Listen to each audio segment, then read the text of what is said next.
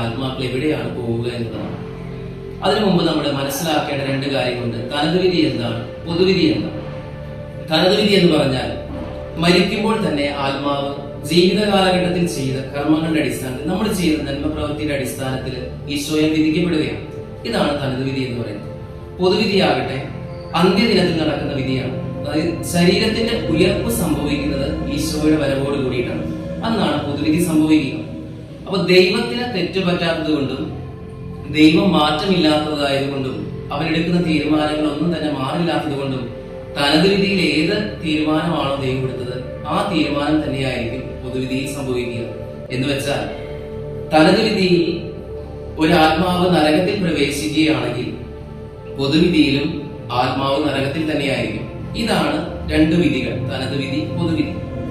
ഇനി കത്തോലിക്ക സഭയുടെ പഠനമനുസരിച്ച് വിശുദ്ധ പാരമ്പര്യങ്ങളുടെയും വിശുദ്ധ ഗ്രന്ഥത്തിന്റെയും അടിസ്ഥാനത്തിൽ സഭ പഠിപ്പിക്കുന്ന കാര്യം, ഒരു വ്യക്തി മരിച്ചു കഴിഞ്ഞാൽ ആ വ്യക്തിയുടെ ആത്മാവ് സ്വർഗത്തിലോ ശുദ്ധീകരണ സ്ഥലത്തിലോ നരകത്തിലോ പ്രവേശിക്കുമെന്നാണ് സഭ പഠിപ്പിക്കുക.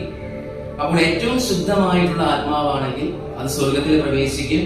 ഇനി ശുദ്ധീകരണം ആവശ്യമുള്ള ആത്മാക്കളാണെങ്കിൽ തീർച്ചയായിട്ടും ശുദ്ധീകരണ സ്ഥലത്തിലും, അതുപോലെ തന്നെ മരണസമയത്ത് പോലും അനുദപിക്കാതെ മരിക്കുന്ന വ്യക്തിയുടെ ആത്മാക്കളാണെങ്കിൽ നരകത്തിലും ആയിരിക്കും പ്രവേശിക്കുക. നരകം എന്ന് പറയുന്നത് സഭ പഠിപ്പിക്കുന്നത് നിത്യമാണ്. അതുകൊണ്ട് പ്രിയപ്പെട്ടവരെ, നരകത്തിൽ പ്രവേശിച്ച ഒരു ആത്മാവിനെ സംബന്ധിച്ച് നമ്മൾ എത്ര പ്രാർത്ഥിച്ചാലും നരകത്തിലുള്ളവർക്ക് ശുദ്ധീകരണ സ്ഥലത്തിലേക്കോ സ്വർഗത്തിലേക്കോ പ്രവേശിക്കാനായിട്ട് സാധിക്കുകയില്ല.